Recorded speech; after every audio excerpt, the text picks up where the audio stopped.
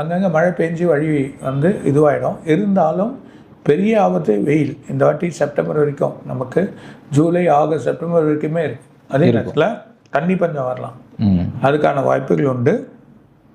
மூணாவது என்ன சொல்கிறேன்னா, ஒரு நோய் உருவாகுது. இந்த நோய் உருவாது ரொம்ப கேர்ஃபுல்லாக இருங்க. மக்கள் ஒரு கவனத்தில் இருந்து நோய் கேர்ஃபுல்லாக இருக்கிறது நல்லது. ஸோ இந்த வெயிலால் சின்ன குழந்தைங்கள், பெரியவங்க நிறைய பாதிக்கப்படுவாங்க சில ரிசர்ச்லாம் சொல்லுது. இந்த வெயில்னால என்ன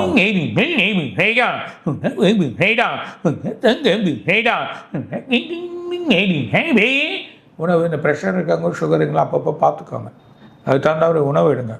இந்த ஒரு மாதம் மட்டும் ரொம்ப சின்ன பசங்களுக்கு வெளி உணவு வேணாம்.